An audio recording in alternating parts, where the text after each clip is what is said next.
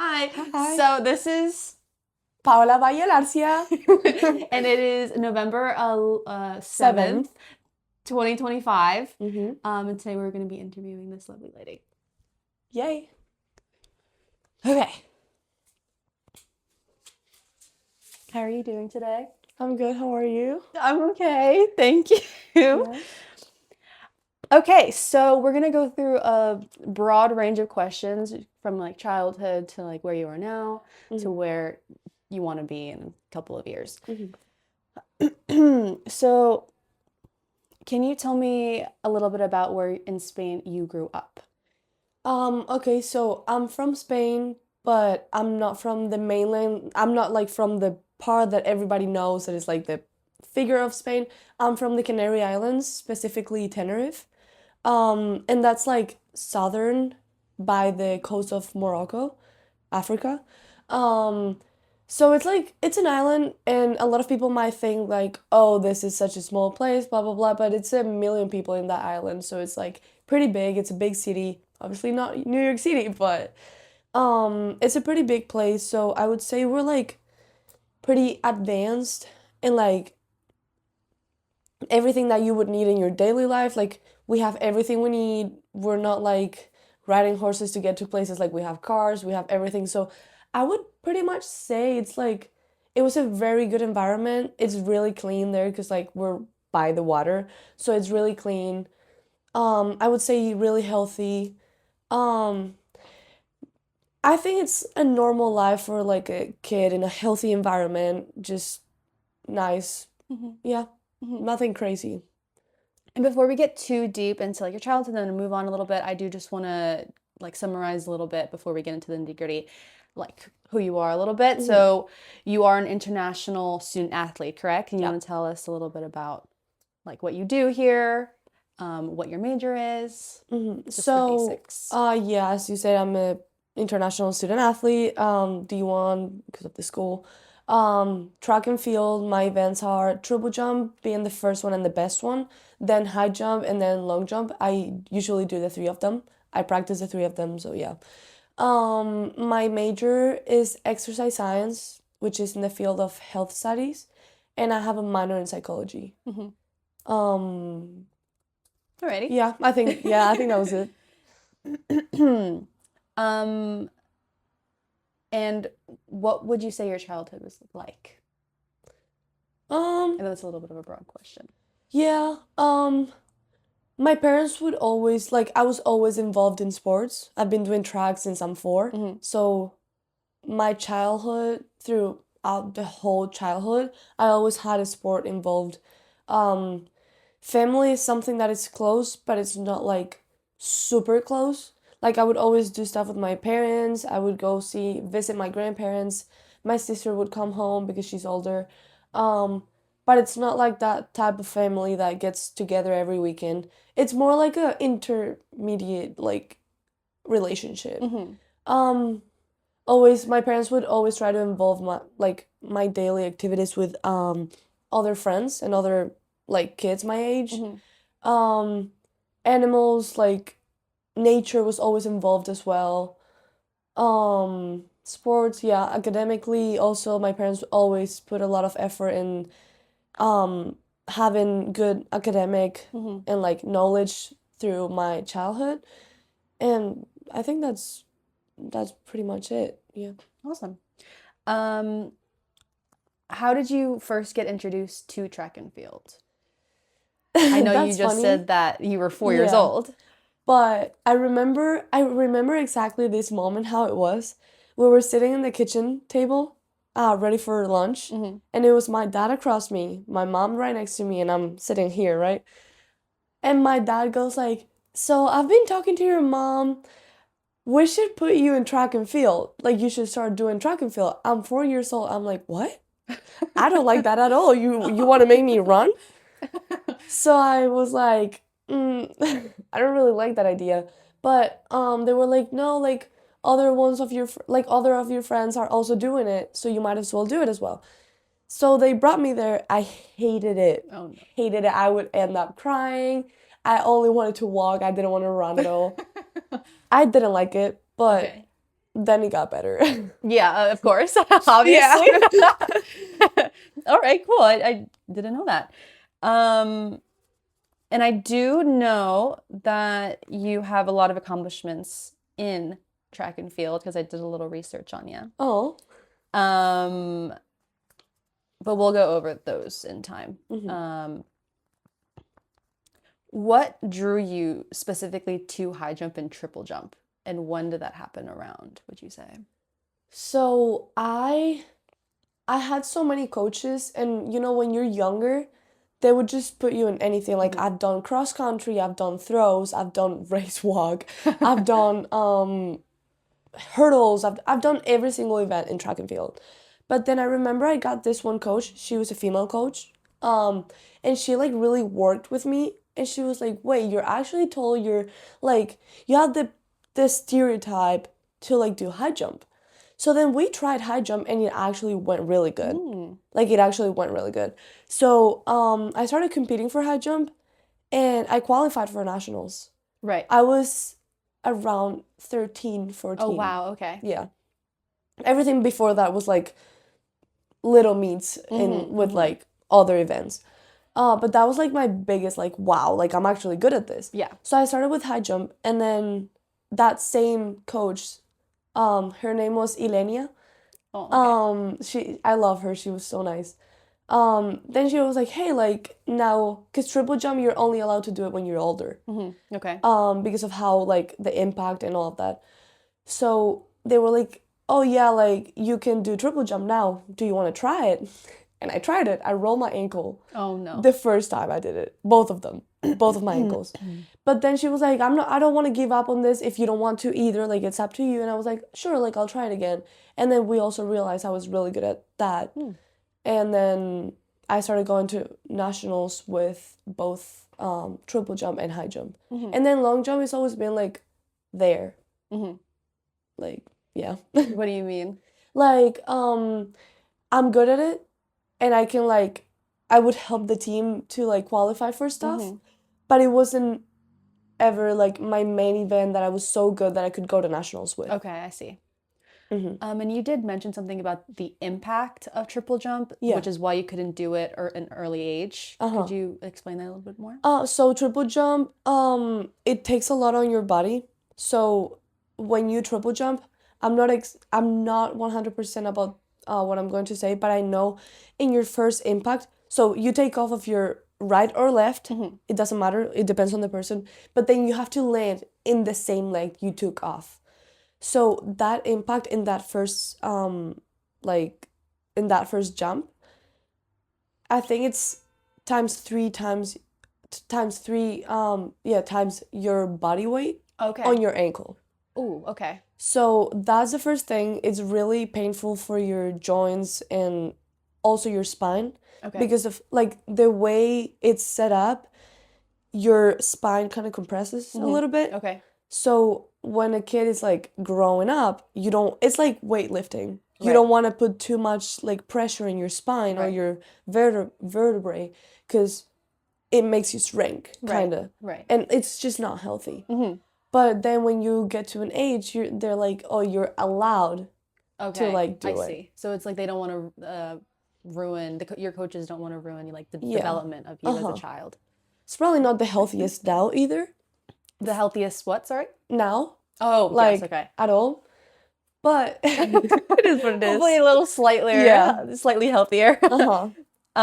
And you mentioned your coach. What was her name again? Ilenia. Elenia. Yeah. Would you say that you were very close with her? I was, yeah. It was also like a young age. And unfortunately, when I started like getting better, the the owner of the club, Mhm.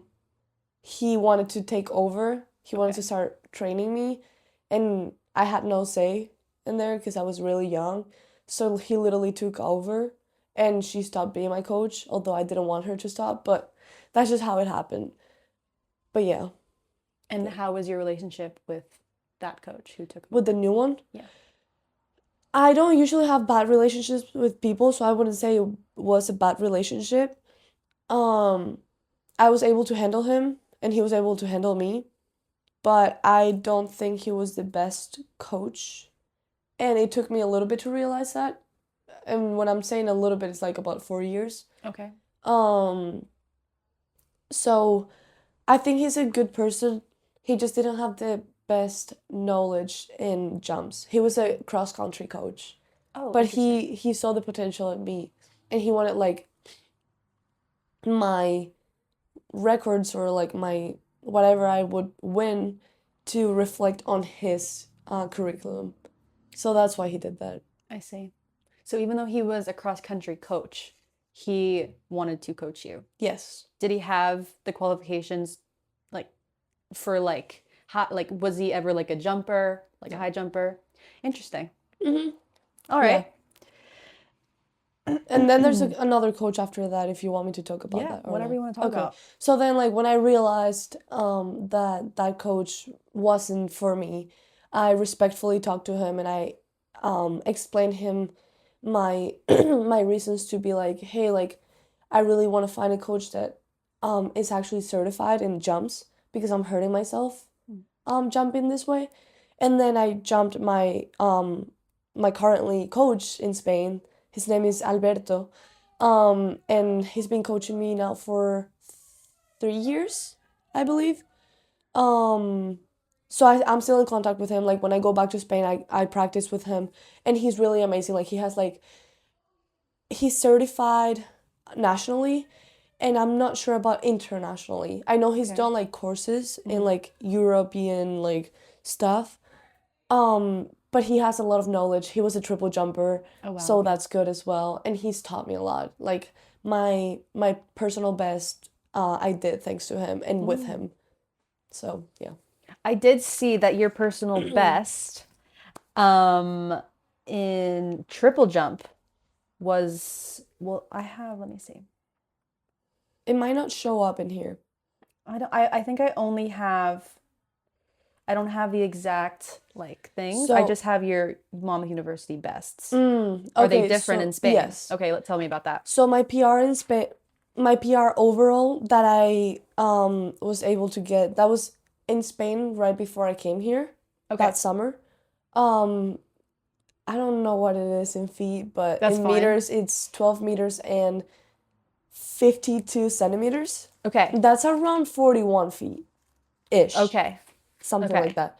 And then for high jump, I did do it here. It was last year, indoor, 172 meters. Oh, And interesting. That's not on the website. oh, It's like not online. Or that's maybe I fine. was just not looking in the right That's spots. okay. Which is I think it's 5'7 3/4". Okay. Yeah, so those are my PRs in high jump and triple jump. Very impressive. Thank you.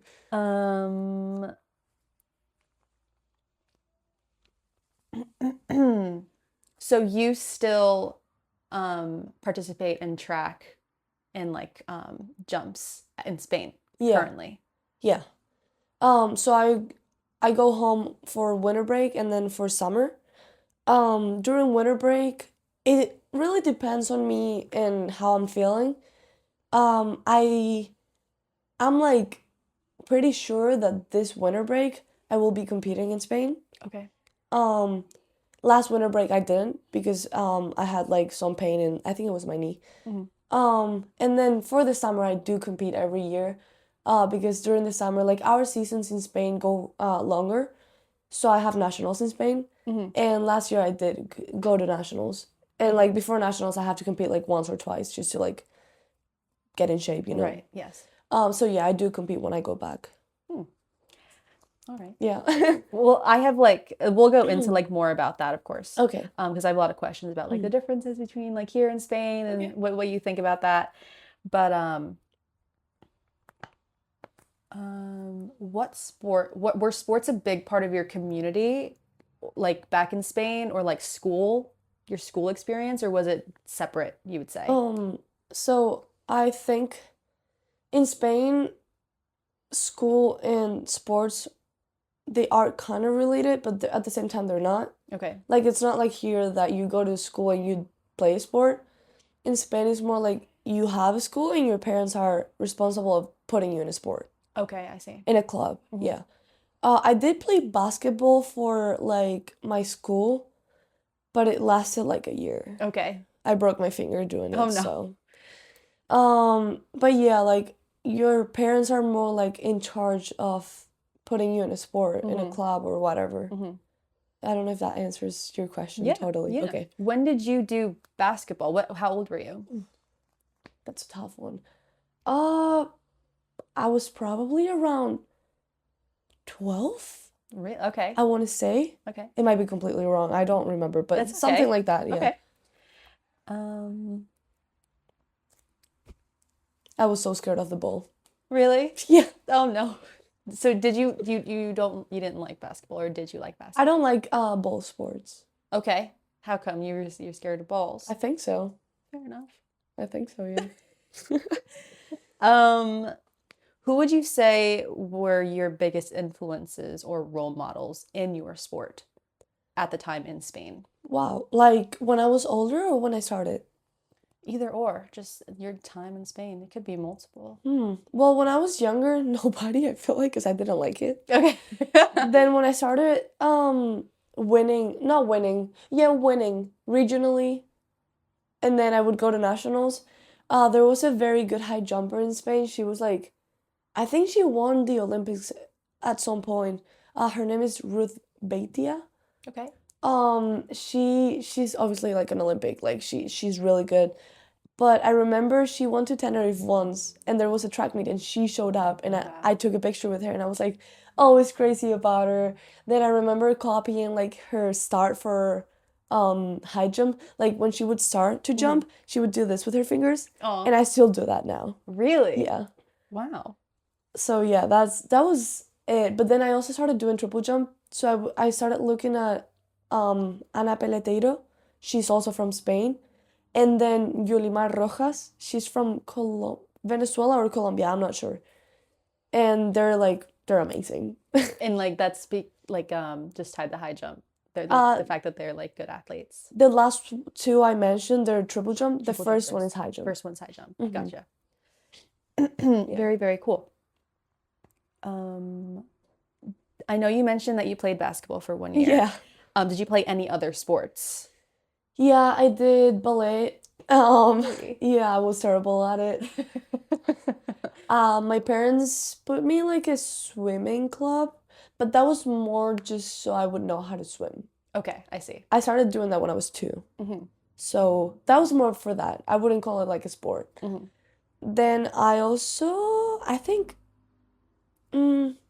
like sports, basketball, and then horse riding. Right. I consider that as a sport. I know a lot of people don't. Get on the horse and then you'll see it's a sport.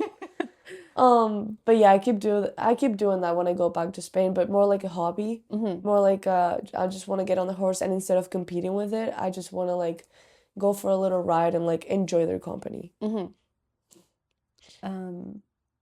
Do you want to tell me a little bit more about horse riding? You seem to I know in like previous conversations we've had you love horseback riding, I do love animals. animals. So, yeah, no, I mean, I All of love it, horse riding, everything. but like the fact that it involves animals, like I don't even have to be riding the horse to just be happy with it. Like I enjoy taking care of them. Like I've been doing it since I'm 7, so I build a connection with them.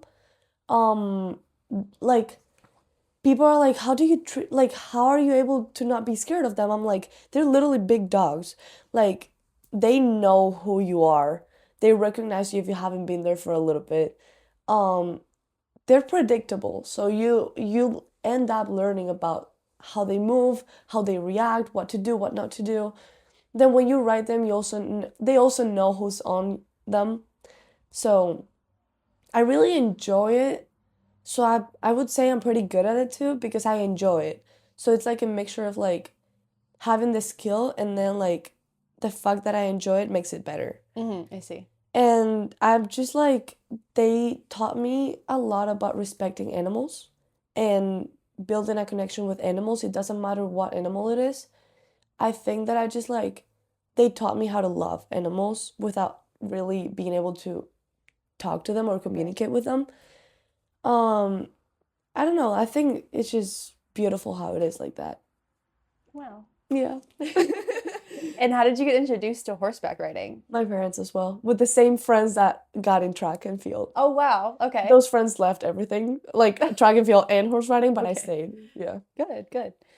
It was more like a summer camp thing, and then I just like loved it so much. I stayed with that coach in that same club I see. forever. I see. I just want to say, like, you can talk about whatever you want, like anything. You can like even be like, oh, I don't want to answer that question. Okay. Let me answer this instead because that's Mhm. what I want to answer right Okay. now. Yeah, this is all about you. Whatever you want. Okay. I just have questions here just to keep us going. Okay. Like if there's anything that you know you want to talk about, feel free, but we can do that whenever. I'll follow you. Okay. Um, how would you say athletes are trained in Spain? Is it any different to how it is Ooh. here? But yeah, how would you say they're trained? Ooh. Okay. So I would say that until it goes really broad, and I feel like it's pretty similar. Until you're not like actually good, that you're like up there, they treat you like normal, I would say. Like, yes, they're gonna train you, they're gonna give you this and that, but until you're not like good, it's not gonna be like, oh, you're a D1 athlete, let's give you treatment, let's give you priorities in school, let's give you this, let's give you that. I would say in Spain it's kind of the same. The only difference that I hate about Spain, I'm sorry, Spain, but like it is what it is. We don't give any attention to sports in college. I currently have friends that were in the track and field team in Spain with me that had to drop off college because they have no time because of the classes. They literally are in class the whole day. They don't do any sport anymore. Wow. So unless you're like really good, and then they put you in like a special center, like you actually have to live in the place, Oh, wow. and like you get trained, and then you can like switch with your like academics and sports. Unless you're not in that, which is really hard to get in, you're just gonna have to figure it out. If you want to do track and field or like any sport, you have to like organize yourself really well and probably choose a major that won't take the life out of you. I see. Yeah. So I would say here it's a lot more organized and more thoughtful for athletes that want to keep going with their sport than in Spain. In Spain, it's more like, you got it, you can figure it out. And that's it. Because sports, I just want to make sure I'm clear. So like there aren't like D1 sports in colleges.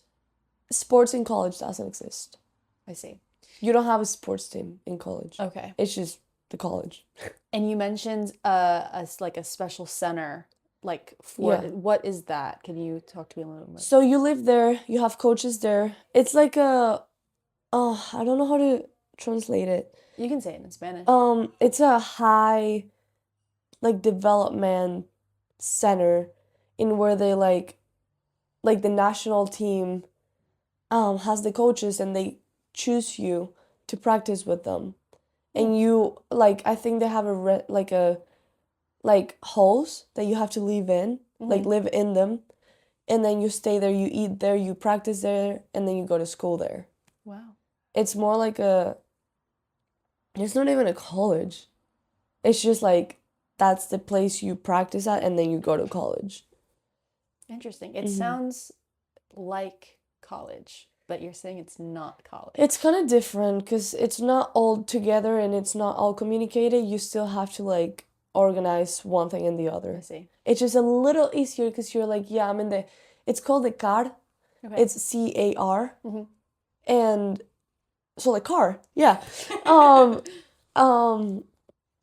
But it's just not the same. Like you don't have an advisor that is like, oh, you have class at this time, so let's put practice at this time, and then it's not like that. Like you have to organize yourself, and it's not good.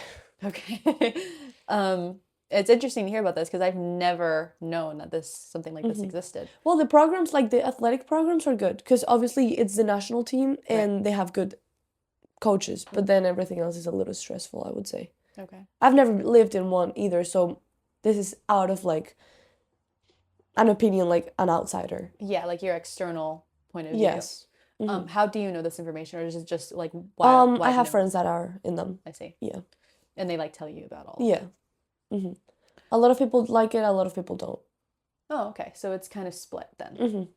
Hmm. Interesting. How would you say the athletes are supported in Spain? In like, do you mean like treatment, like mental health and all that? Any, like, either.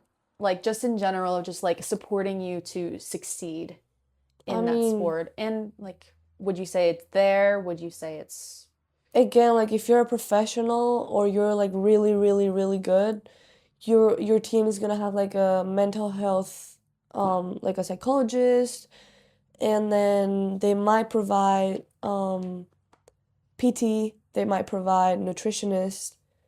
My team has that in Tenerife, but that is very rare for like smaller teams like mine. Bigger teams and like pro teams, they have all that. But like if you're, let's say, like a normal athlete, that you're not like super good, you don't, let's say you don't go to nationals, you don't get anything.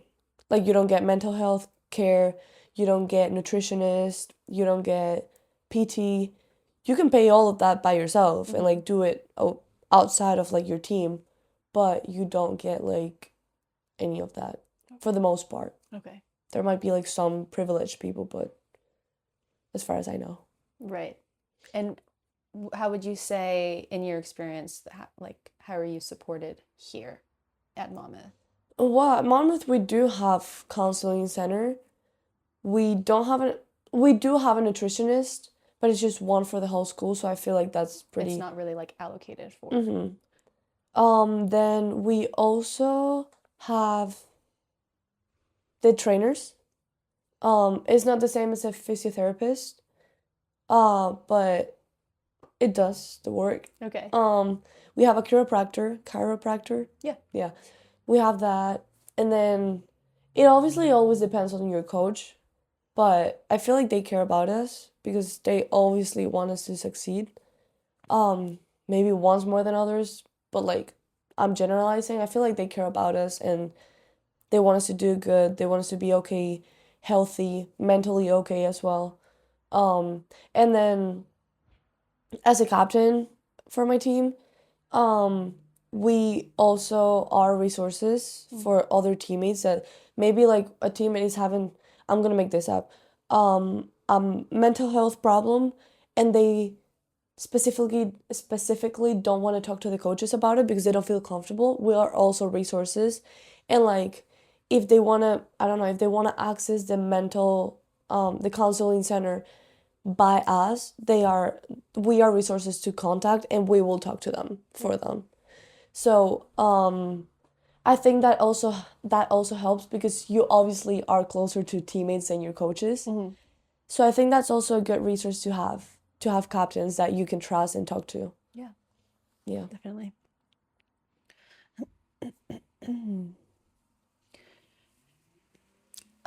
I know that this isn't your first study abroad. You've gone to Ireland, correct? Yep. And what year did you do this? So this is the COVID year. Okay. I got there being 14. I turned 15, so that was 2020. Okay. Yeah. Okay, so you were 15. So I went there August 2020, came back December 2020. Okay. It was a 4 month Yes. ish. Okay, I Yeah. see. And where exactly in Ireland were you? Kilkenny. Okay. I remember that. Yeah, Kilkenny. It's like southeast ish. Okay. I see. Okay. Did you like it there? Was I it loved nice it. there? Yeah. Well, when I got there, I was young. I was a little scared. My family wasn't there. I was with a random family. I'm like, where am I? I was young, so my language skills weren't the best. Right. Ireland accent is very closed. Hmm. So it was really hard for me to understand them the first time. I would just smile at them and be like, oh, yeah, yeah, that's it. That was like that for like the first couple days. And it was a little hard. I remember calling my parents and I was like, I'm okay, but like I really miss you and it's weird. But then I ended up loving it. Um, they had so my house was the mom and the dad, four kids, three boys and one girl, and then they were all younger than me, and then they had two dogs. The dogs really helped me so much because one of them I would like take with me everywhere. Like the mom was like, yeah, like he has a lot of energy, just take them out whenever you want. I would take him to like for walks, for runs. If I needed to go to the grocery store to buy something, I would take him with me. If I needed to go with my friends, I would take him with me. That dog walked miles with me. His name was Ollie. Oh, He how was the cute. cutest thing ever. And he was a rescue dog. Oh, that's perfect. Yeah.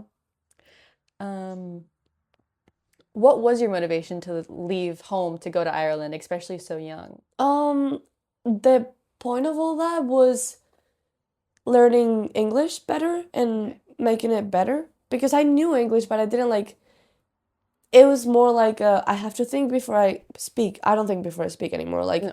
Like it's automatic now. Then perfectioning, is that a word? What are you Making trying? my accent better. Yeah, Perfectioning. oh, sorry. Something like that. Perfecting. Perfecting my accent. Although I still have an accent, but it was more like trying to like learn English, but then from that I got like a lot more independent. I learned like things about culture, things about life. It made me open my eyes a lot Mhm. and understand that I can do things by myself and that I can be independent. And although there's always something to look back to, there's also something forward to look for too. And like it was just very like I really loved it because I learned a lot about people, about culture, about language, about myself. I think it was really good for me. And then it also helped me when I started the process to come here.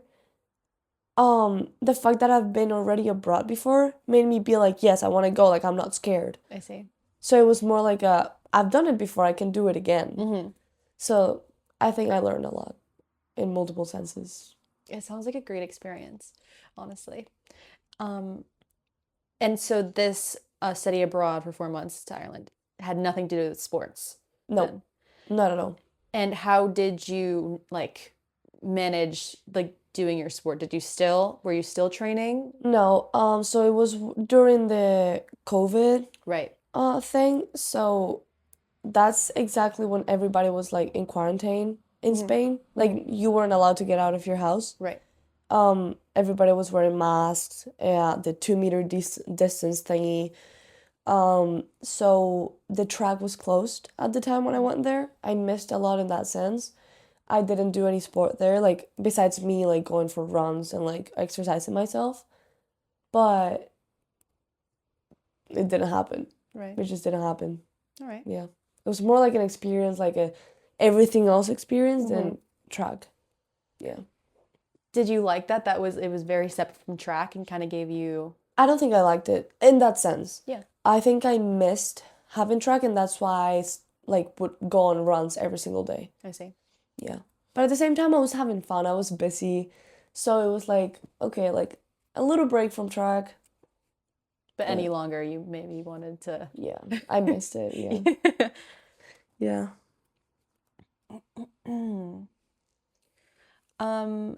Were you going to school in Ireland during this time? hmm Can you tell me a little bit about that? Yeah, so it was my junior year. That sounds wrong. You were 15. Mhm. Well, it doesn't matter. It was one of the years. I don't know. Because in Spain it's different, so I can't really Right. tell you junior or senior. But we went to class. They were a lot easier. A lot easier. I think they also put us in like easier classes just so we would enjoy the experience. Okay. But there was a bunch of Spanish people. There was a bunch of Italians. There was a few Irish people. French. It was like all mixed, Okay. all different people. And we would go to class, but then we would also do a lot of practical stuff, like let's build a house with wood. We had a class that was like that, and I was like, all right, let's do it. It was like very just having fun, honestly. Like it didn't seem like it was real class or a real school. Mm. And it was also a lot shorter. I don't know, like I don't know. Sometimes it was shorter, sometimes it wasn't, because it depended on the day. Okay. Then the professors were really nice. I liked them too.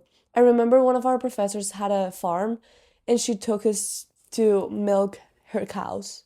Oh my goodness. Just because we've never done it before, so she was like, we should make a trip, and our parents signed consent and everything, and we went. That sounds like so much fun. Yeah. So school was really easy. It was just like a fun moment. And how about like socializing with like not knowing English very well? Like were there other like Italians that you said like that didn't know how to speak There was English? a lot of Spanish people too. So you were speaking Spanish with them. That wasn't great because we wanted to learn English. But I remember we made like a group. It was 2 Spanish girls, a German, a French, and one from Belgium, I think she was. So we would have to speak English. Right. And then we would go to the movies, and we would go to that and that. So I feel like we were good socializing. Okay. We would go play basketball. I remember that too. Yeah, I would just watch because I hate basketball. But yeah, socializing was good, I would say. I was also really close to the mom. With who? With my host mom. I see. Okay. So I would do a lot of stuff with them, and I was really close to the kids and the parents and the dogs. So I would spend a lot of the time like with them, just doing stuff with them. Mm-hmm. Like what? What did you guys do? She worked she would do like crafts and sell them. So I would help her make them. And then that was the Among Us game. Remember that game? Yes. That's when it dropped out. Okay. So the kids and I would play that for hours. All together, just like in the same room, but like playing that in this, like all in the same game. Yeah. Just all of us playing. Then we would go for bike rides. Oh, that sounds so nice. Yeah. I'm not very good with my geography. I probably should have looked into this, but was there a beach around, or was it just too cold during that time? No, there was a beach, but 3 hours away. Oh, all right. By car, yeah. So no, we wouldn't go to the beach. So no beach. No. There was a castle though, and it was like a huge landscape, like I do remember you telling me that, yeah. Yeah. Grass, just grass. I remember us rolling down the grass, down the hills. Oh my goodness. Just for fun. Whose castle was it? Just like a community castle, I guess. Like it was someone's castle at some point, but now it's just like for tourists to visit, and that's Did you go in? Did I go in? No. Oh. You had to pay, so I was like, I'm not paying for that. Yeah. Save your money. Mm-hmm. So I do want to ask you a little bit about your decision to study in the US. I'm very curious. When did you first realize that competing in the US could be a possibility? I didn't. My dad was the one that moved the whole process. Oh, interesting. Okay. Yeah. So my dad is like very like I don't even know how he found out. He saw that there's companies in Spain that they recruit people, and they're like, "Oh, you're good to do this and that, so let's take you through the process." And for some reason he was like, "Pau, like I found this company," and they texted me. And I was like, "Wait, I actually got DM'd in Instagram by this company. I just ignored it because I thought it was spam or something."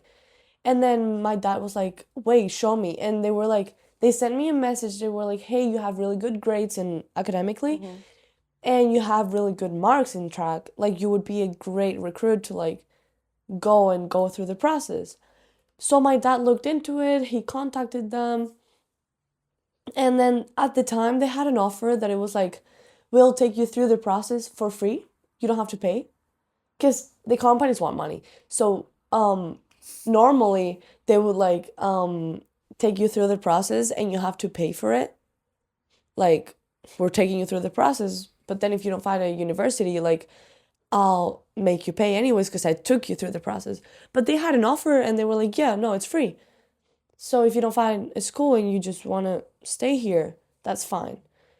So then we looked into it, blah, blah, blah. And then my mom didn't really like it. She was like, why are you sending her away from home?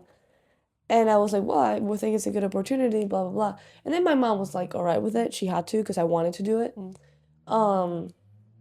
But then, yeah, like then they made like a video about my jumps, my hurdles, my high jump and long jump, like everything. And they posted it on YouTube. Like if you actually look my name in YouTube and the name of the academy, not the academy, like the company or whatever, Okay. the video is still up on YouTube. So by that, then different universities contacted the company and they were like, hey, we're interested in this athlete. So then they would send my number to these universities, like Monmouth, and then the coach texted me. So Monmouth was the first school to text me. And I talked to the coach, my actual coach now, and he was like, hey, like, well, we first talked and he was like, I've been in Spain so many times. He just gave me a good vibe overall. I was like, wait, he seems nice. Then he told me about the program, loved it. I looked into the school, I looked at videos, I saw it was near the beach, loved that. It looked like a good school. I wasn't looking for a big school either because I don't like that. I like being able to know the people I have around, my professors, coaches, friends, people that I'm walking around. I don't know, I just liked it when it's smaller. So I was like, wait, it's actually perfect. But I didn't close my options because I was like, I want to look in other stuff. And then I looked at other colleges. I'm not going to say names just Okay. because, or can I? You can say whatever you Okay. want. Well, I'm just gonna say where they are. I talked to a school in California, Idaho, Montana, Michigan, a couple of them in New York City, a couple of them in New Jersey. I can't remember PA. Okay. I think there was one in North Carolina, but then like all of them, there would be something that I was like, I was actually between Monmouth and Montana. Okay. Yeah, that was a very different like setting, obviously, because the Montana one was in Yellowstone Park, the national park, and that was beautiful. But I was like, first of all, that's gonna be like a 2-day trip to get there. Yeah. Second of all, I might love nature and animals, but that's in the middle of nowhere. Nowhere. So I was like, I don't know if I love that. But then also like Monmouth had the beach here. I love the beach. And then the scholarship they offered me was good. And like it was just kind of like everything I wanted. So I just committed here. And then I came here. And now I'm here. Now you're here. Interesting. I didn't know that. Do you remember what your emotions were when you officially committed to coming to an American university? I was happy. Yeah? Yes, I really wanted to leave. No, okay. Don't take me wrong. I love my family and I love my house and Of my home and course. everything. But I would say I'm a very adventurous person and I don't want to stay in the same place my whole life because I've been there for 17 years of my life before I came here. I still go there. So everything's too normal to me. I need something. I need some spice in my life. So I was really happy because like everything seemed so perfect and like I always wanted to come to America. Like America's like everybody talks about it, like it's big. I wanted to discover everything and I just thought it was a great experience to have. And I knew my English was gonna get good too. So I was like, yay. It's like a triple It was win. I just saw positive stuff. I didn't see any negative. Mm-hmm. So I was like, I'll do it. There you go. You kind of just jumped right in. Mm-hmm. I still think that's very brave of you to do Thank that. you. It's It definitely is. because you didn't see the school before you came here, right? And I didn't know anyone here. Yeah. Like, I texted some of my teammates, and some of my teammates, like the older ones, texted me. They were like, let me know if you need anything, blah, blah, blah. But, like, you still don't know anyone. Right. So I was just like, you know what? Worst case scenario, I'll go back. Yeah. But at least There's you would always try, yeah. there's always something that will fix it. So, It's definitely been an adventure, would you Yep. say? Yeah. yep. Love it, though. A good adventure. Let's see. I know that your mom was not the happiest, like you just Yeah. said, with you leaving. Was there any other was there hesitation from anyone else or like from your community about moving so far away, or you want to talk more about your mom? My coach was really sad. Okay. He was like, Paul, you can't leave. Like, what do you mean you're leaving? Like, you just got a crazy personal best. Like, I want to keep coaching you from, like, here. Like, I need. And I was like, I'm sorry, but, like, I really want to go. And then he was like, okay, like, I'll be sad, but it's for the best. And then my mom, she still wants me to go back so bad. Like, she's always like, because when you finish college, you have to come back. I'm like, we'll see about that. But I know that she will accept whatever I choose. Although she obviously wants me to stay close. She's my mom. Like, I'm not expecting anything else. So that was, I mean, obviously my friends were sad because I was leaving. It's far. But I would say everyone accepted it pretty good. My sister and my dad were very supportive with it. Yeah. I mean, my dad moved the whole thing. So Yeah. yeah.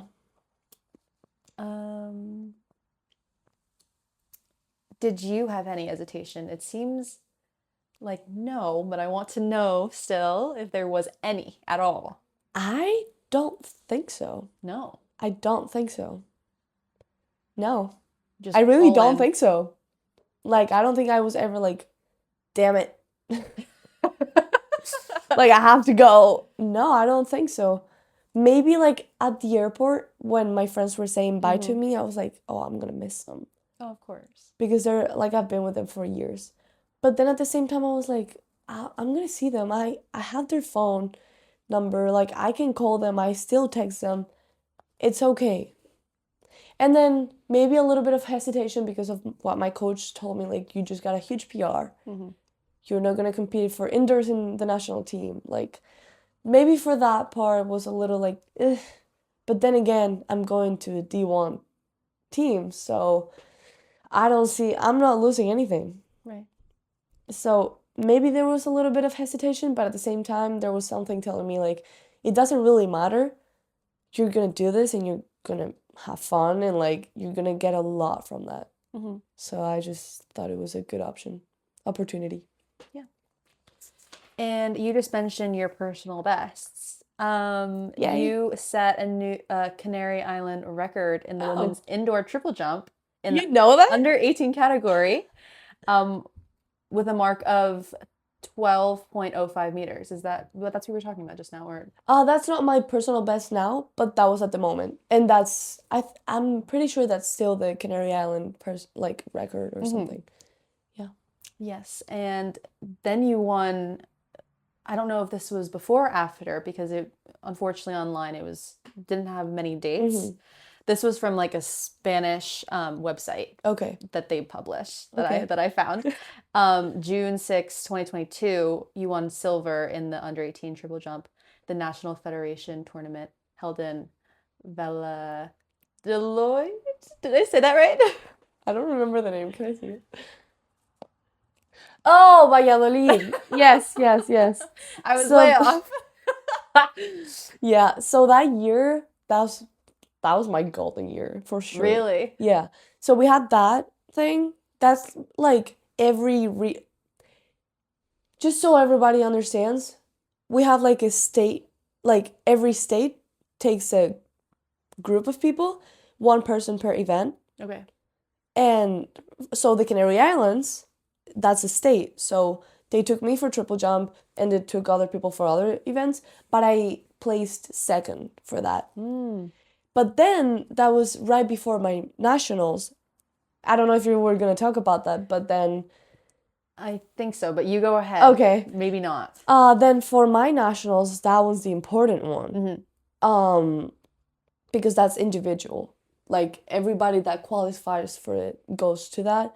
Then I placed second in that one as well. Okay. And that was like really good because that's like, damn, you're second in Spain. Like, Yeah. so that was like really good. It was a I great was year, very it sounds happy. like. Yeah. And that was for both for triple jump? Yep. High jump.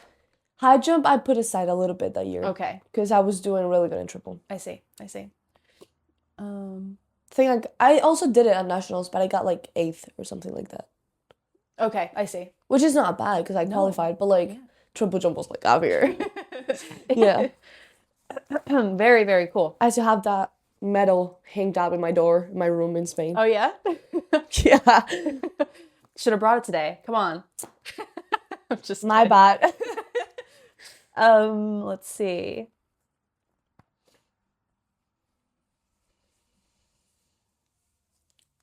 What would you say were the biggest challenges you faced in making the decision to come to the US? This is kind of overlapping what we talked Yeah. about a little bit, but Like, biggest challenges?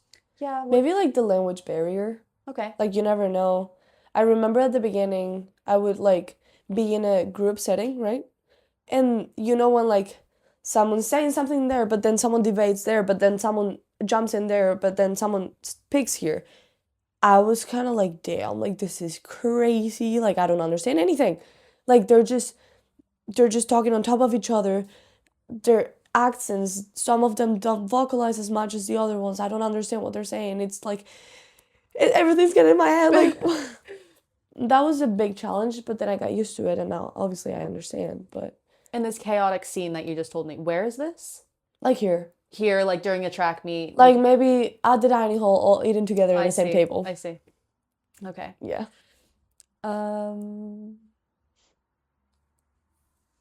And I know you mentioned your major and your minor, major Exercise science. exercise science. I wrote health sciences down. It's the same. Like, it's health studies, but it's focused in I see. exercise. I see. And then minoring in psychology to become a physical therapist for athletes. I would love that. That's Yes. like what you really want to do? That's the goal. I want to do a master's in mental health counseling, if everything works out, because it's kind of hard being international. I also would love to coach a track and field team, the jumps coach, obviously. So I would love to do like coach a team and then be their mental health supporter. That would be ideal. I see. Did you know what you wanted to study before coming to the US, or did you find that out here? I wanted to do a nursing major. I did find that online. It says that you came in here as a nursing major. There was a whole problem with that. Visa problems, international problems that the school didn't allow me to do. So unfortunately, that would have been like what I wanted to do realistically, but it didn't happen. So I had to move on and find something that I would like as well. And now I don't fully regret it because I think that whatever I'm going towards to, I believe I like it better than nursing. But yeah, nursing was like my main focus. I see. Yeah, it just didn't happen. Would you ever try to become a nurse later in life, or do you think? I don't think so now because I have also found out that like I get a little like I don't really like the needle stuff and You get a all little that. squeamish. So maybe not. Okay. I think I figured out what I wanted to do. I think that if I had to choose something else, I would do a vet. Okay. Interesting. Because I've really figured out the amount of love that I give to animals and that how they have my heart. Right. So I think I would go that way. Wow. I didn't know that. Yeah. It's very cool. I figured that out about myself not long ago. When would you say? Like maybe this year. Yeah. Very recent Like I was discovery. like analyzing myself and I was like, wait, I really like if this doesn't work out, what do I want to do? I'm like something that actually lights my eyes up and I'm like I really want to like interact with this and like I'm happy. Mhm. It's animals. So anything about animals. You could totally do that too. Yeah. So I want to talk now about or I want to ask you about your time, like first time in the US and like the beginning. So like what was your first, do you remember what your first day, your first week was like in the US? Well, my first week when I came here, I didn't come straight to the school. I Okay. spent a week in New York City with my parents. Oh, okay. So it was like Times Square, Empire State, Central Park, Broadway musicals. So it was more like a wow, this is actually America. Like everything's huge, colorful, crazy, yellow taxis everywhere. I don't know, like a movie. It was like a movie. I was like, wow, like this is really a movie. Yeah. Like you know, like when you've never been abroad and then you're like you watch a movie. So we have a lot of American movies because America's huge in cinema. So we obviously watch the movies, but you don't until you go to the place, you don't actually realize how accurate they are. Mm. Like I remember watching Project X. Okay. Do you know that movie? If I saw You have probably a to watch picture, I would probably know it. It's about a party in a house. It gets crazy, insane. And then I remember watching, like, I watched a movie in Spain before I came here. And then I came here, I'm like, those are the red solo cups that were in the movie. Like, that's the thing. Oh Like, my goodness. actually, then I don't know if I can say this, the beer pong. You can say whatever you Okay, want. the beer trust me. pong. The beer pong. Like, I saw that in the movie. You actually guys do that here. What do you mean? You mean like the triangle? Like Yes. What? So it so was like a funny. movie. Like everything looked like a movie. Then obviously school was different. I was like, wow, like, because like movies, I was expecting like the big hallway with the lockers and the sides. Yeah. And I was like, oh, there's no lockers. You mean in college? Like the high school lockers. Yes, our high schools do have that. No, yeah, here. I mean in college. I Oh, thought that I was a see. college thing. Oh, I see, I Yeah. see. So I was like, oh, I wanted to have the locker that the cute guy puts the rose in. Like, never happened. Could happen in your locker room locker. It's only a girl's I know. locker, but no, but that's like everything was like big. It was like kind of like what I expected, but at the same time not because I thought it wasn't true about the movies. Right. But it was like amazing, Hmm. like a movie. It was like I was in a movie. So that was your first week in the U.S. Mm-hmm. And then can you tell me about what about the next week, if you remember at all? Maybe moving The into next week, college. my parents left. That night was a little sad for me because also my roommate wasn't there, so I was alone. Okay. And I didn't bring much because like I can't bring much from across the world. So my room was like a little empty, a little cold. My parents just left. I'm alone. I don't know anyone. So it was a little sad the first night, but then the next day I met Flavia, and then we started doing everything together. So it was kind of like a shocking moment of realization. You're good. A shocking moment of realization that like, damn, I'm really alone. Like now I have to figure everything out. Hmm. I was like, oh, like I'm independent. Hmm. I have to go to class and make sure I don't miss this, I don't miss that. All of that. And can you explain for those watching who Flavia is? I know who Flavia is. All right, Flavia she's another international. That's why we were both here earlier. She's from Germany. She's also in the track team. And she wasn't my roommate, but she has been for the past 2 years now. Do you want to I'm cough just drop like, or water? it's fine. I can go and grab it real fast. I can edit this. Oh, like it's fine. Okay. It was just I needed to cough.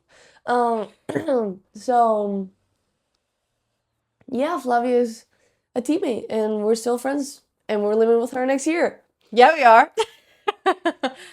So that's Flavia. She's really tall. She is very tall, even for a German. Oh, eh. She says she's tall even in Germany. Maybe. I don't know. Anyway, Anyway. sorry. Oh, you're good. What would you say? This is a little bit of a broad question, but what has been the biggest cultural difference between Spain and the United States? Food. Food.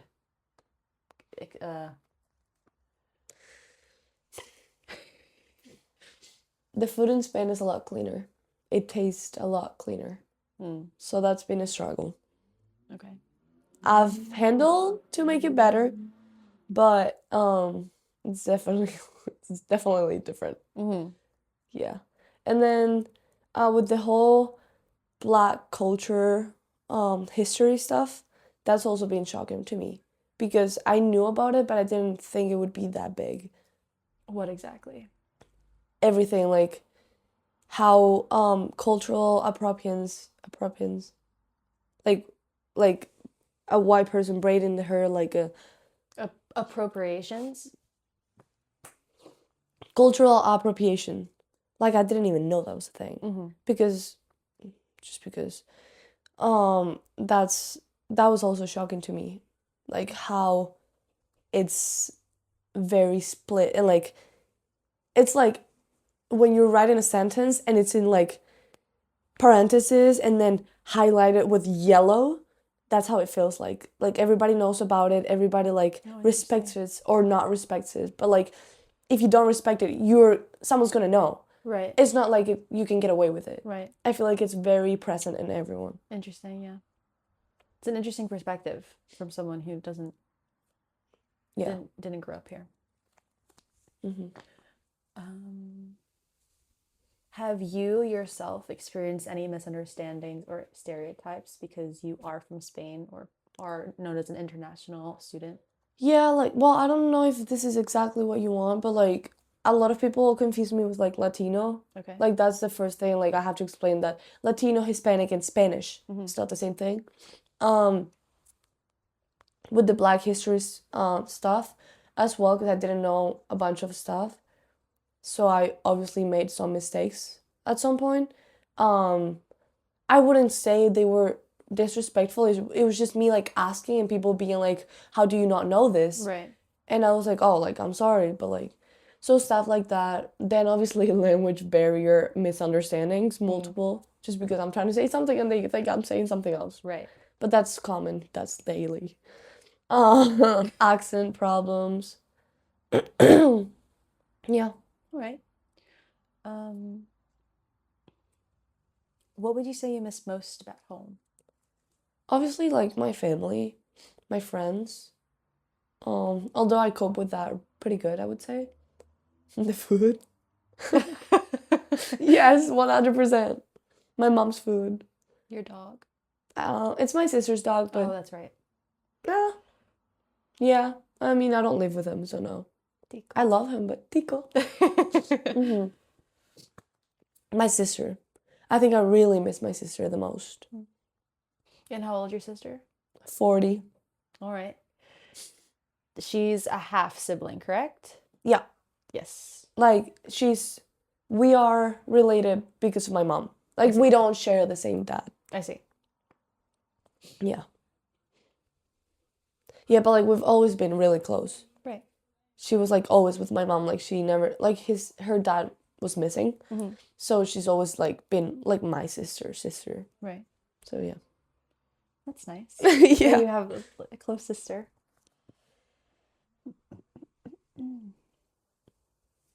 How do you stay connected to your culture while living here, would you say?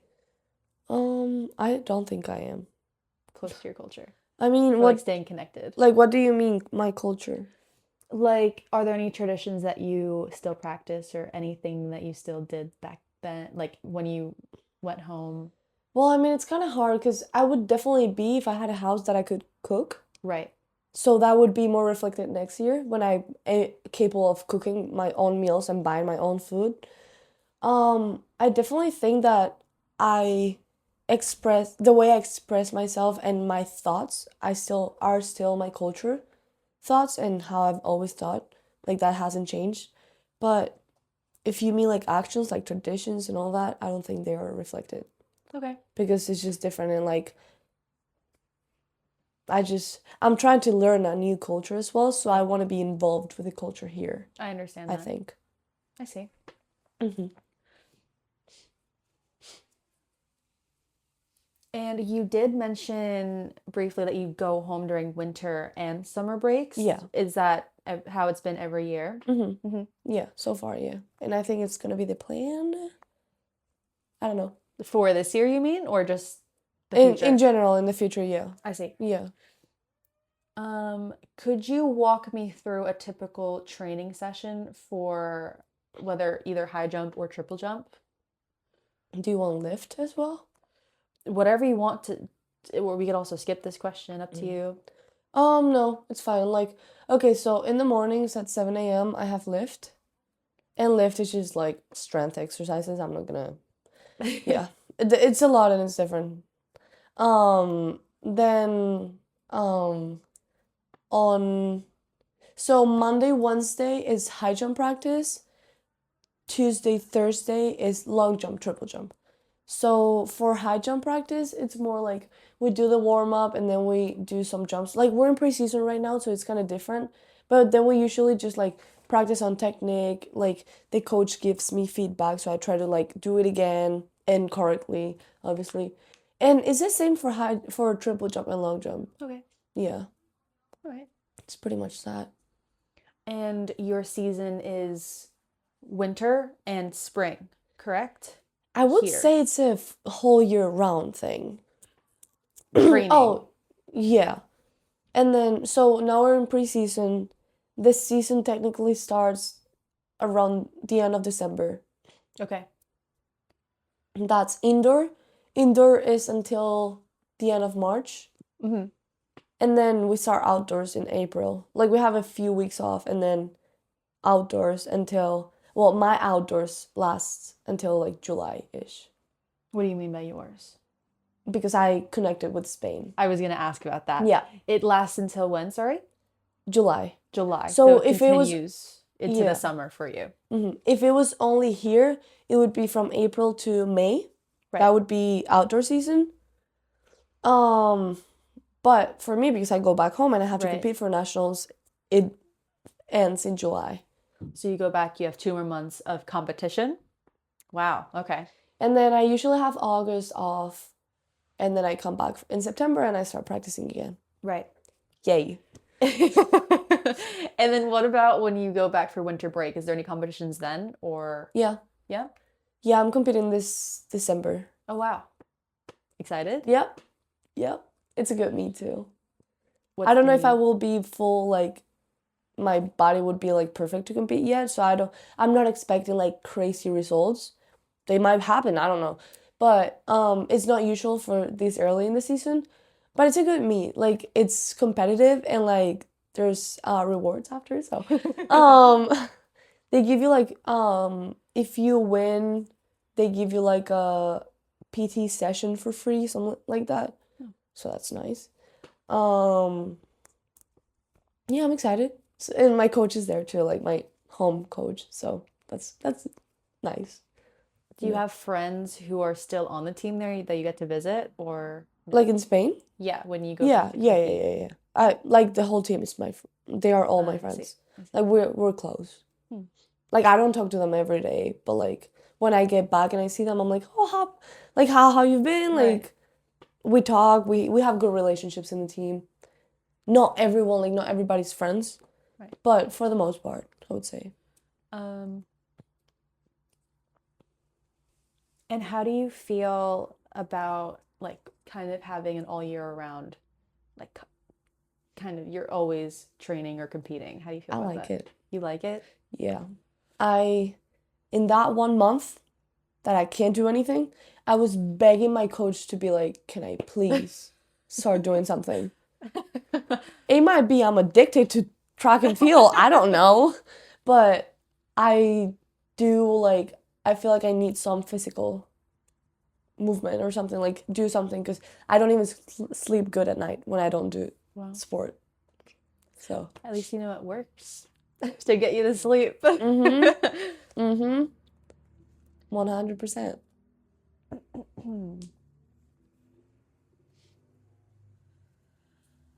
So, do you have any mental strategies that you have or use before approaching, whether it's the high jump bar or the runway for triple jump? I think the best thing for me to do right now, because I've tried too hard in the past, and mentally I think I overthink. I think if I need to go with a blank mind. Okay. And if I'm hype, it's better. So if I have teammates like screaming behind me like, let's go, you got it, like come on, that hypes me up. So that's good.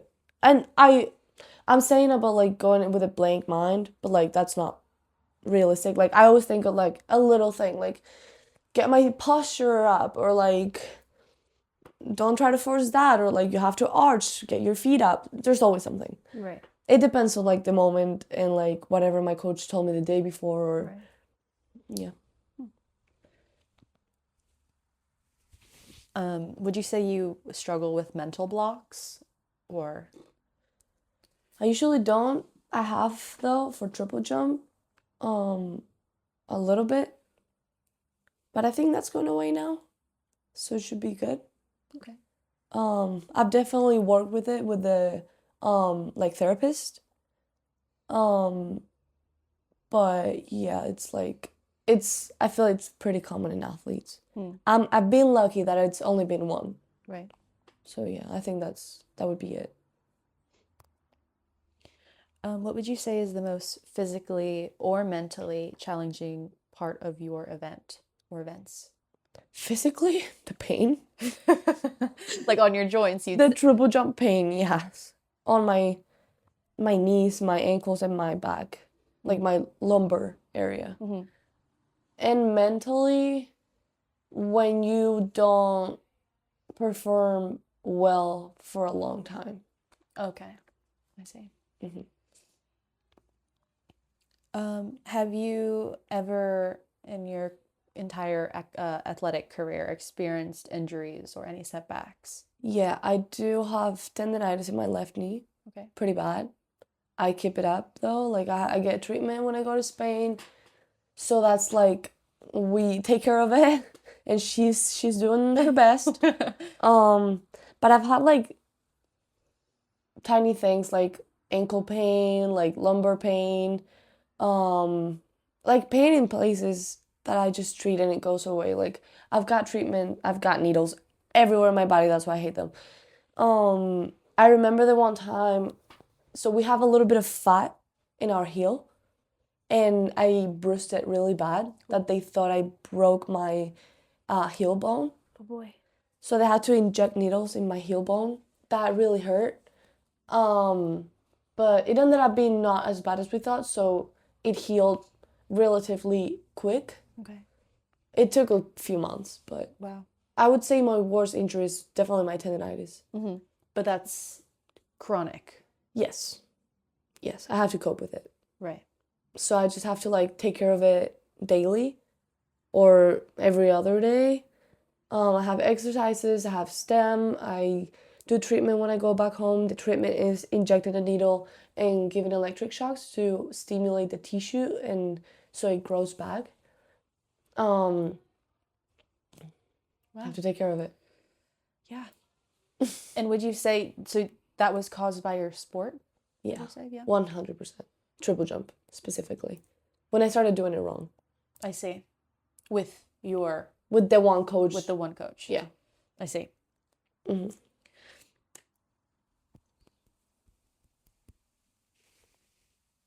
And how would you say these injuries have impacted you, if at all? Well, like, obviously, some of them, like, maybe I couldn't compete in a meet. I have to take some time off. For my tendonitis, it was more like I would have to be careful. Then if I got it like the injection thingy, Mm. I would have to be careful at practice. Then like I would have to like at meets be careful as well. It was more like a strategy to like always try to be softer Mm. before and then get to nationals in a good position. But I feel like I've been doing that because there's always something that's gonna hurt. And I'm not gonna call it an injury because one season might be my shins.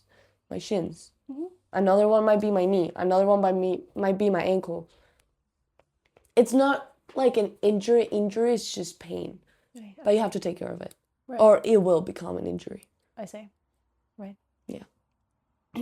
So would you say that it's kind of made you, I don't know, you seem in a way resilient to all these, what some people would call setbacks, and you seem very like, I take care of it, I deal with it. I mean, if I would just like see it as an obstacle, I mean, I definitely see it as an obstacle, but if I like get stuck in the obstacle and don't keep moving, I would have been done with track and field a long time ago. Mm. So I just have to keep going. Like, if I want to keep doing the sport, I really just have to like, okay, what is it? How can we fix it? Keep going. Pain is pain. As an athlete, you're always gonna have pain, Mm. and you have to accept that if you want to be an athlete. I think that's actually really powerful what you just said. I think that's mindset separates really good athletes from just other Thank you. people who don't, or are not athletes, or don't really achieve a lot in their life. Yeah. But I mean, unless it's like a really bad injury that is like either you stop and like, or you're gonna lose your mobility, or like you're gonna, yes. it's gonna be really bad, then obviously I'll stop. But like, luckily, knock on wood, I haven't had any like terminal injuries that are like you either do this or you do that. Yeah, that are life threatening. No. Yeah. Oh, I was knocking on wood for you.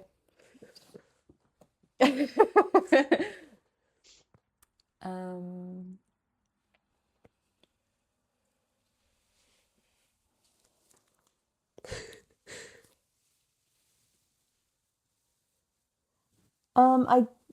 sorry, I'm struggling to read my handwriting. What made you zone into jumps compared to sprints? because I'm not fast. Not at all. That's so easy. Even as a child. I've never been fast. Okay. Nope. I did hurdles and I loved it, but I'm just not fast. Okay. I'm not a potential in those. Okay, I So. see. But would you say, of course, all the work that you put into, jumps, but also your height gives you an advantage for jumps? Yeah. Yeah. And I think I have because also your like how your body is, like your ankles, your joints, like that just makes you jump more or less. It depends on how your body is. Like it's a very like if I start explaining, it's a lot, but it has to do with the length. If you see here like your Achilles tendon, when your Achilles tendon and your calf are the same size, you're usually good for jumps. Okay. If your Achilles tendon is a lot bigger than your calf, you're usually good for endurance. If your calf is a lot bigger than your Achilles tendon, you're usually good for weights. And those are usually more like not track and field athletes. Okay. Sprinters, I would say they have like both kind of like the same size, but they're just like shorter. Mm-hmm. Interesting. And how did you learn that? My PT back home told me that. I see. Yeah. Seems like they know a lot. Yeah. So this is, I feel, and I think the most common question that you guys, as not only an international student athlete, but specifically a student athlete, get. How do you balance the demands of being both a college athlete and a college student and a D1 track athlete? I personally love being busy, having a schedule, which might sound crazy for a lot of people. I don't like having free time. And if I do have free time, I need to fill it up with something. Okay. I need to do something. Mhm. So I actually like, I think I balance it really pretty good. Just be on top of your stuff, organized, have everything planned, like have a schedule and like have it noted or something like I know when my classes are, I know when my practices are. Like I don't think it's that hard as long as you have everything organized.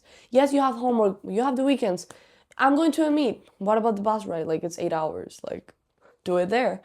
I just think you have to be able to prioritize and not get crazy with like, because you can obviously fill that free time with like parties, friends, or like whatever else. But you can also just be like a little bit of homework now, a little bit of friends later. I think it's pretty easy to balance. I mean, some days might be like, damn, like I really don't want to go to class or like I don't want to go to practice, like everything hurts. I just want to be in my bed sleeping 3 more hours. It's one day.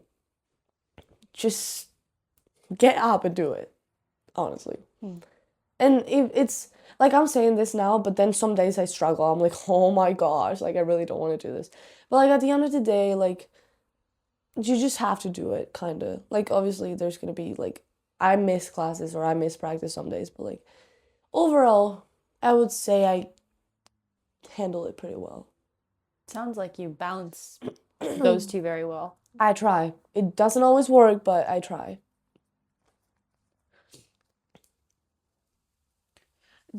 Do you think that being an international athlete, or whether it's the international aspect or being an athlete aspect, Mm, adds extra pressure to your no. life or extra motivation?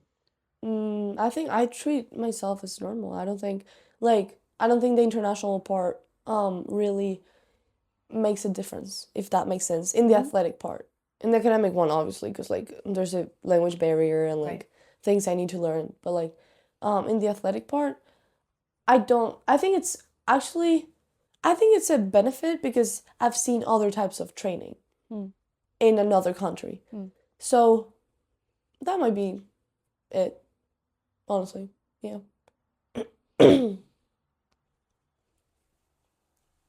What has competing in the NCAAs taught you that competing in Spain may not have?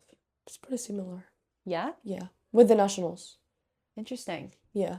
So it's like a high level meet, like you have to like have everything good, like organized, like your spikes have to be like legal. Everything has to be like more legal.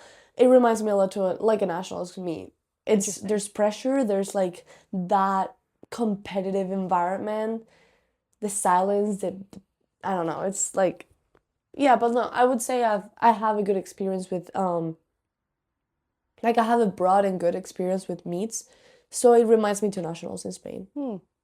Okay, so Hmm. there's not much of a difference No, there. no, I wouldn't say so. No, All right. the language, but that's it.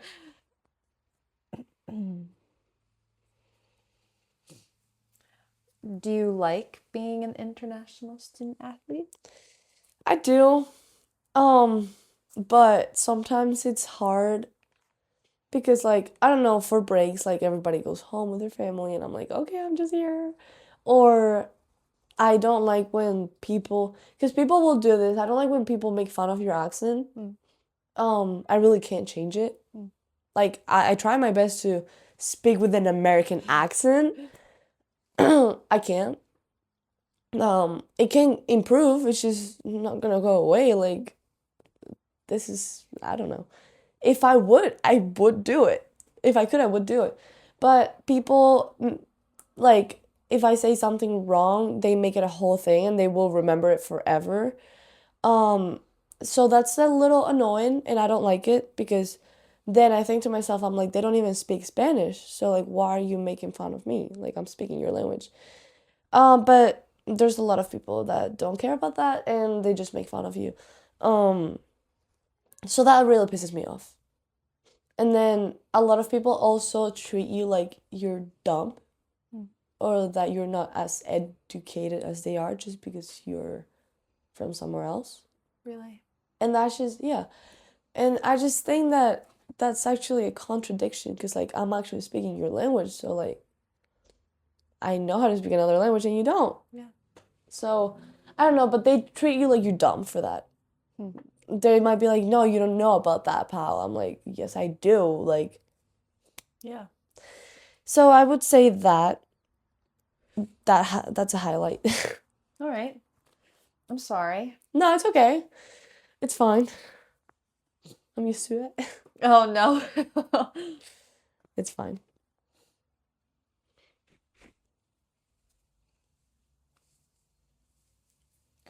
Are you involved with anything else around campus beside your sport and typical school and classes? I'm a captain, but you mean like other clubs or anything else? Clubs, work, anything? Oh, I forgot I work.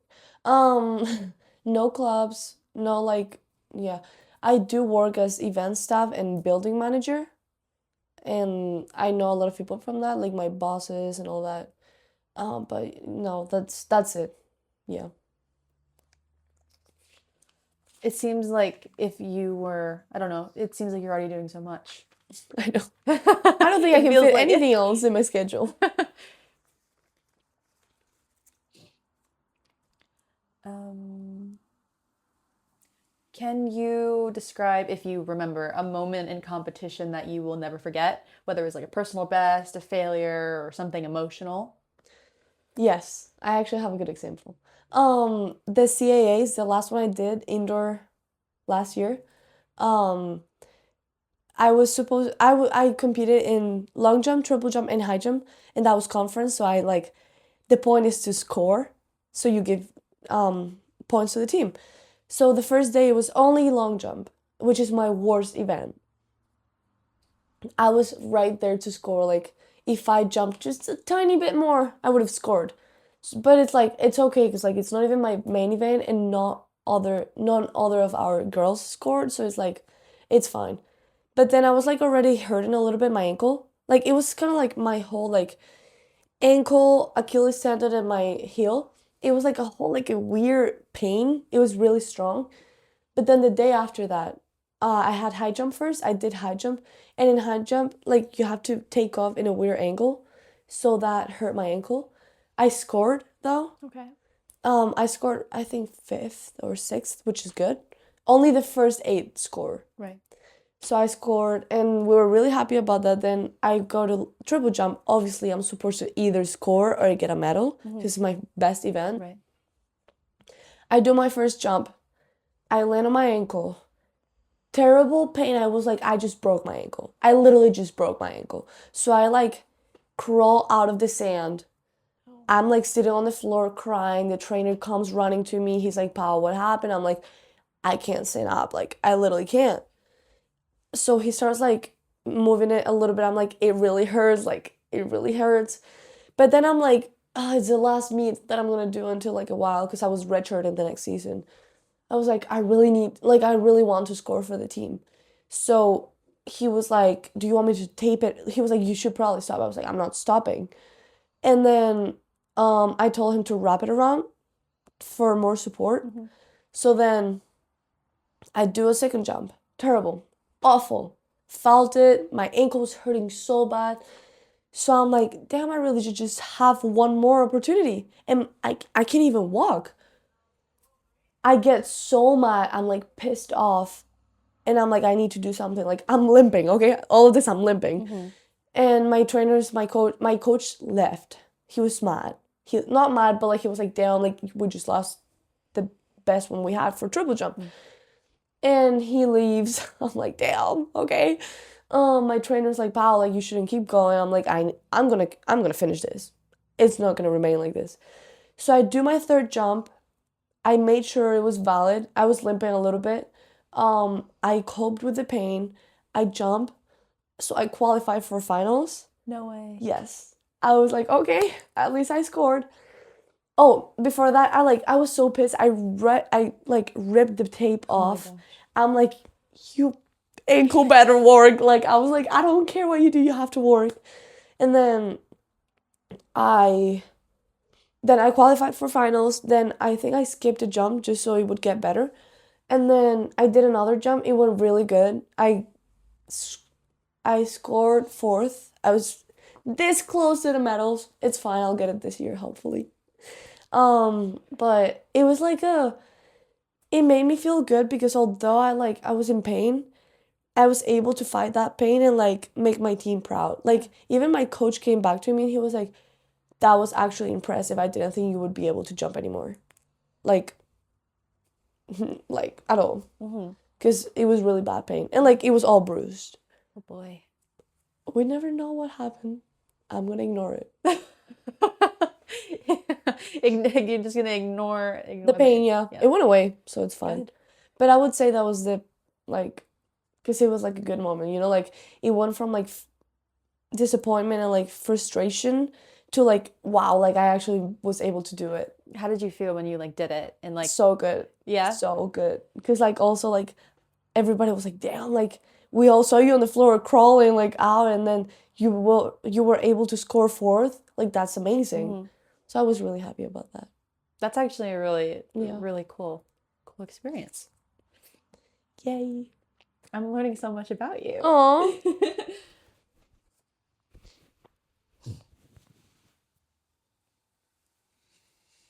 Is there a moment not related to track or competition that you think about often? That like you kind of like something similar to what you just said, like influential, but that's not about competition or That's track. really broad. It is. Or maybe about like college experience. Well, I definitely have fun. I love my friends. Like, I have a great time with them. Right now, what's in my mind is I'm really excited for the house next year. Mhm. It's like on my mind a lot because of everything, like just living with my best friends and then like cooking and having a house. I'm really excited for that. Mm, Just to give them some context, right now you're living in the oh dorms yeah, as a junior, and you did freshman year, sophomore year, junior year, and yeah. then next year as a senior, you'll be living in In a a house house. with me Yeah, and yes. 4 other girls. So it should be fun. And um, yeah, I If don't you know. can't think of one, that's okay. It is a broad Yeah. question.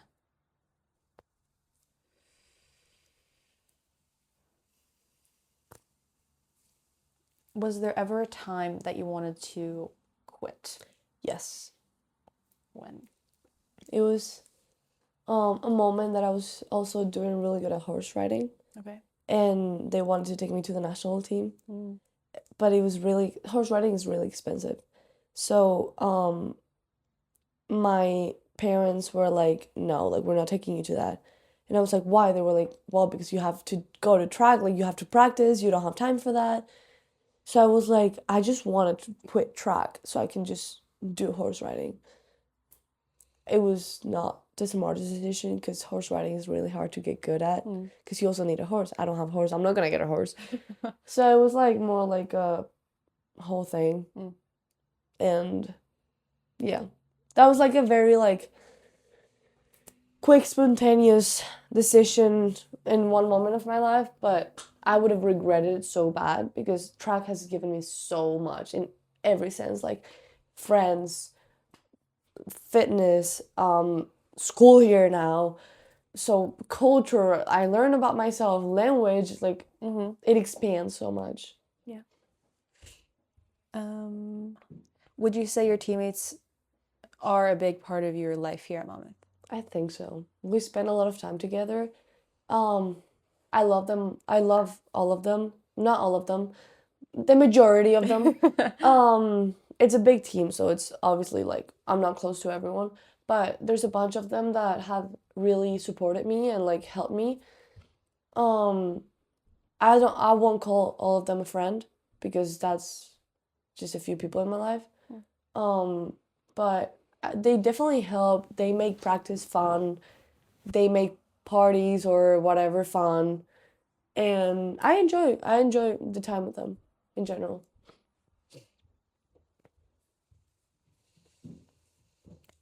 Would you say you've built a lot of connections with other international athletes?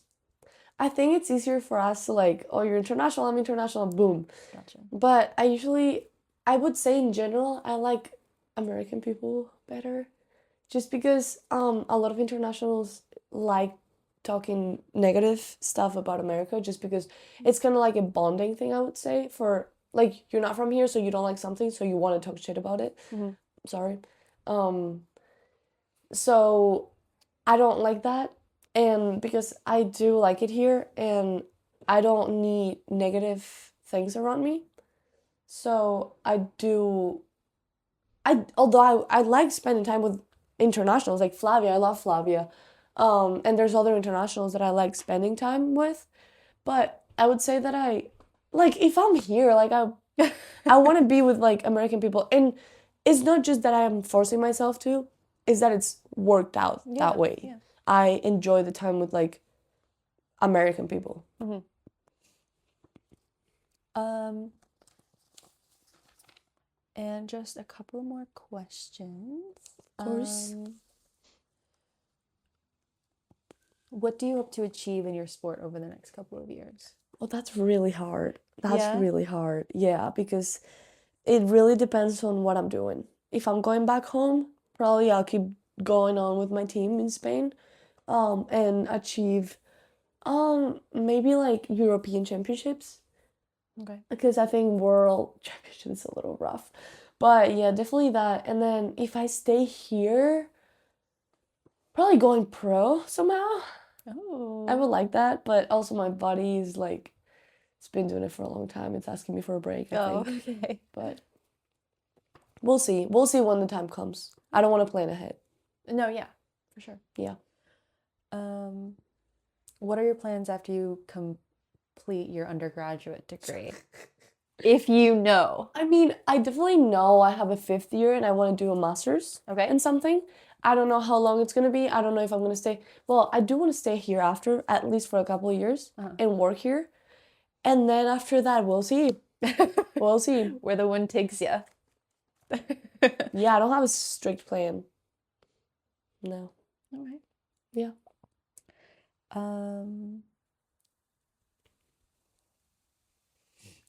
Where do you see yourself living in the future, or do you not know? Oh, I don't In know. Spain, in the U.S., in a I different don't country? think I'm going to live in Spain. If Okay. I live in Spain, it has to be in the islands because I don't like the mainland. Okay.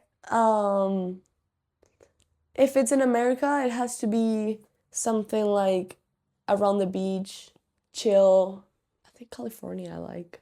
I think I like Florida. Maybe South Carolina. South Carolina does not have beaches, I don't think. Yeah, it Yeah. does. Hilton Head is in South Carolina. What is? Hilton Head? That's an island. Oh, I think you're right. South Carolina has the east border. You're so right. You were thinking probably of something else. It's a fine. college there. Oh, yeah, no, that's fine. Definitely something that is near the beach, I think. If it was like another country that it's not Spain or America, I think I would go for Italy. I think so. Or Hawaii. Oh, I would love Hawaii. Oh. Oh, I could see you in all of those places. Yeah. That could be really fun. Well, you have mentioned before that you want to travel. Yes. Everywhere. Mm-hmm. You're a big traveler. I mean, you've already been to Ireland. You've come to the U.S. You've of course been to Spain. I've been to a lot of European countries too. Of course, like, yeah. I think I've been in 16 countries. What are they? If you don't mind sharing. Czech Republic, Germany, France, Italy, Switzerland, England, America, Ireland, Portugal, Spain.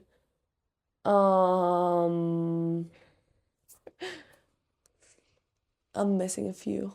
I can't remember. It's okay. Somewhere around Europe. Gotcha. I haven't been in anything else than Europe and America. Gotcha. Very cool. If you could tell your 12-year-old self back in Spain something, what would it be? If you could just call her up right now or like see her right now and be like, pow. Probably that a lot is going to happen. Unexpected things. To focus on school because I had a rough moment at some point. Not be so rough with my parents, and that the future has a lot to give me, and it's gonna be great, but I have to work for it.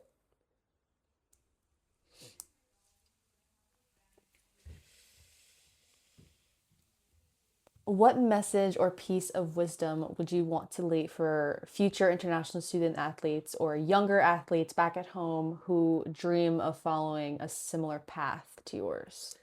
I think first of all, have fun with the journey. Um, Definitely don't struggle or don't like overthink. I know that's hard to like do, but don't try to plan everything because your life is gonna change so much from one day to another, and like there's so many things, beautiful things around the world and like around your life that you're gonna meet, discover. You're gonna crash out sometimes and you're gonna have so much fun other sometimes. I just would say go with the flow, live your life, do what really makes you happy, and don't be influenced by anyone because you're your own person and you will know what will make you happy. I think that. And definitely work hard Mm. for the things that you really want. Mhm. I love that. I love that so much. Yay! Is there anything else that maybe I didn't touch on or that I did already touch on that you would like to talk about? Anything that comes to mind? I think that was really complete, honestly. Yeah. Yeah. But I want to say Tess is an amazing person and I love her so much. Thank you. And this was great. Well, thank you for coming in Yeah, of today. course. Bye.